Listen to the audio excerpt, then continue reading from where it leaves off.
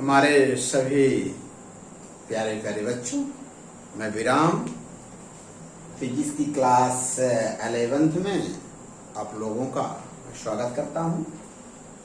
Chapter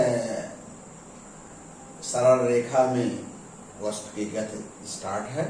motion in straight line का lecture 16 का मैं चर्चा करूंगा। फंडामेंटल कंसेप्ट क्लियर करूंगा। आज जो हमारा टॉपिक है वेग है। इसका एक और नाम है, इसे रेखी वेग भी कहते हैं। रेखी वेग को आमतौर से वेग ही कहते हैं। क्लियर हो गया प्यारे बच्चों। लीनियर वेलोसिटी, सबसे पहले तो हम इसके टर्म को परिभाषित करेंगे जो पहले से आप जानते हो। इसके बाद फिर जब मौलिक बातें क्लियर हो जाएंगी तो मैं इससे जुड़े कंडीशन की बात और न्यूमेरिकल पर भी चर्चा करूंगा।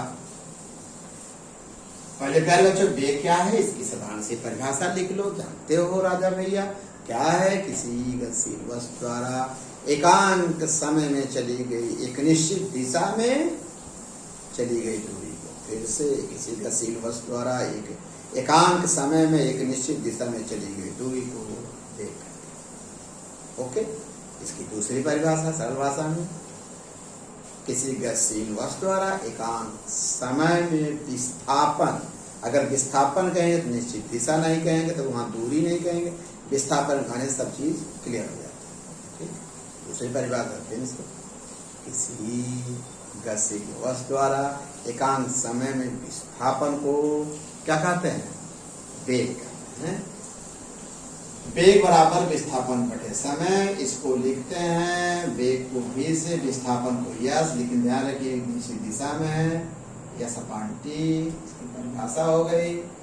जो वेग का मात्रक होगा, SI मात्रक मीटर प्रति सेकंड होगा, क्योंकि विस्थापन का मात्रक मीटर होगा, SI मात्रक, और समय का सेकंड होगा। बीमा में से यस लिखेंगे, इसे टी से, T-1। कैसी राह से? सदिश राह से, इसलिए यहाँ तीर लगाना अति आवश्यक है।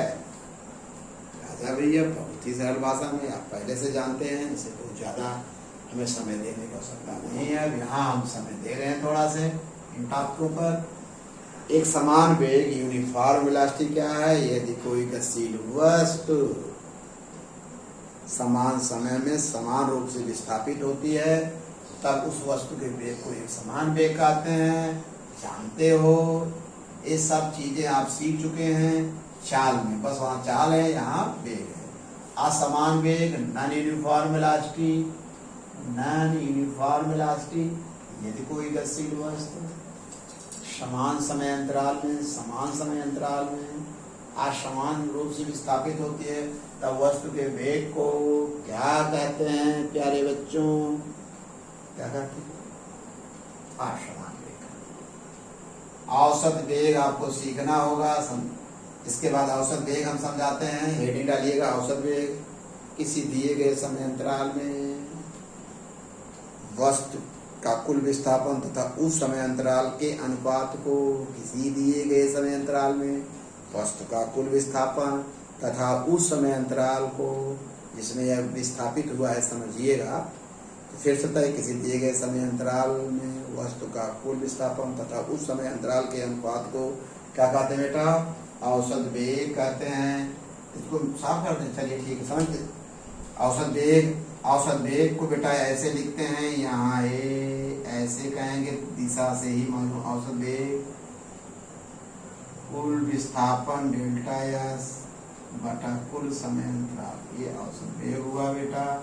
एक जानकारी और कर दें, यदि कोई वस्तु एक निश्चित दिशा में, यदि किसी वस्तु का वेग एक निश्चित दिशा में समान रूप से बदल रहा हो तब उसका औसत वेग क्या होगा? सीख लीजिए, अच्छी तरह से जान लीजिए, पहचान लीजिए। शर्त है एक निश्चित दिशा में, किसी वस्तु का वेग एक निश्चित दिशा में समान रूप से बदल रहा हो तब उसका जो औसत वेग होगा u + v बटा 2, माने वस्तु का प्रारंभिक वेग प्लस अंतिम वेग का योग बटा 2 कर देंगे। ये शर्त है जब एक निश्चित दिशा में वस्तु का जो वेग बदल रहा है, समान रूप से बदल रहा हो, तब ये लागू होगा। ये क्लियर हो गया, औसत वेग हो गया। आप प्यारे बच्चों अब आगे चौथी हेडिंग हमारी जो होगी वो यह होगी तात्क्षणिक वेग, इंस्टेंटेनियस वेलोसिटी। तात्क्षणिक वेग, इसका एक नाम तात्कालिक वेग भी कहते हैं। इसका एक नाम और जाने, इसकी परिभाषा है किसी गतिशील वस्तु की किसी भी मोमेंट पर जो वेग होगा, किसी विशेष क्षण, स्पेशल मोमेंट या किसी भी क्षण किसी गतिशील वस्तु के वेग को क्या कहते हैं? उस वस्तु का तात्क्षणिक वेग। तात्क्षणिक वेग या तात्क्षणिक चाल। चाल और वेग में क्या अंतर है जान लीजिए। चाल कैसी राशि है? अदिश राशि है और ये सदिश है, दोनों एक ही चीज है। दोनों में अंतर है। क्या अंतर है? महत्वपूर्ण अंतर है। अच्छे से अच्छे बच्चे नहीं बता पाते हैं, लेकिन आपको बताना होगा। चाल और वेग में जान लीजिए। जब आप जैसे जैसे आगे बढ़ोगे तो बात छोटी हो, जब भूलते जाओगे तो मुझे याद करना विराम सर क्या बताए थे। चाल अदिश राशि है, स्केलर क्वांटिटी। वेग सदिश राशि है, वेक्टर। ओके प्यारे बच्चों, तो किसी भी मोमेंट पर किसी वस्तु के वेग को ही क्या कहते हैं? तात्क्षणिक वेग कहते हैं। किसी मोमेंट, औसत वेग में माने यहां से लेकर यहां तक वो नहीं, एट एनी स्पेशल केस। और आपका जो बाइक चलाते हैं, कार चलाते हैं, जो स्पीडोमीटर होता है, क्या होता है? स्पीडोमीटर। वो किसी भी मोमेंट पर स्पीड बताता है। इस क्षण 120 पे चला रहे हैं, ये भाई स्पीड कर, इस समय 80 पर, इस समय 10 पर। तो किसी मोमेंट, किसी क्षण बताता है, किसी एक निश्चित समय पर बताता है वो। इसका मतलब स्पीडोमीटर जो बता रहा है, स्पीडोमीटर जो बता रहा है वो तात्क्षणिक वेग या चाल बताता है। ध्यान रखना है आपको। और इन जानना तात्क्षणिक वेग को या चाल को ही हम लोग आम लोग से चाल कहते हैं। ये परिभाषा। इसकी दूसरी परिभाषा हम बताए हैं, यदि समय अंतराल अनंत सूक्ष्म। पहली परिभाषा क्लियर हो गई, किसी क्षण किसी वस्तु के वेग को तात्क्षणिक वेग कहते हैं, तो ठीक हो गया। लेकिन ये मैथमेटिकल परिभाषा सीखिए जो कंपटीशन के लिए जरूरी है। क्या होता है सुन लीजिए। यदि समय अंतराल अनंत सूक्ष्म हो, डेल्टा टी टेंड्स टू 0, तब औसत वेग को कौन वेग कहते हैं? तात्क्षणिक वेग कहते हैं। क्या बोले? यदि समय अंतराल लिमिट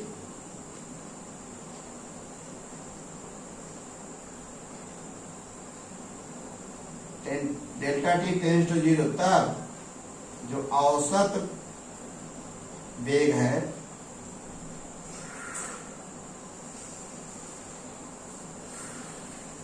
तब उसी को क्या कहते हैं? तात्क्षणिक वेग। इसको गणितीय ढंग से लिखते हैं ds/dt।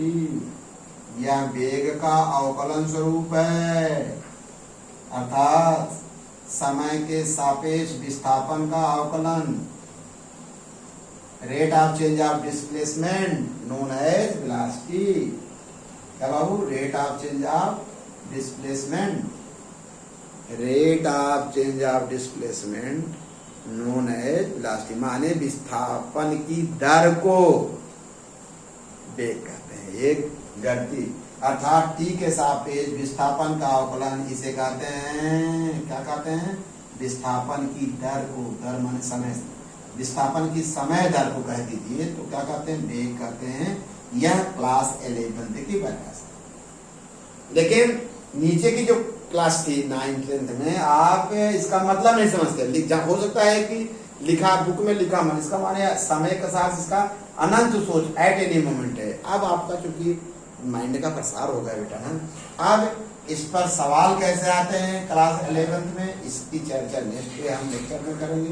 प्यारे बच्चों, एक छोटा से परिचय दे दिए हैं, आप इस अच्छी तरह से इसका नोट्स बना लीजिएगा, प्रस्तुत करिएगा।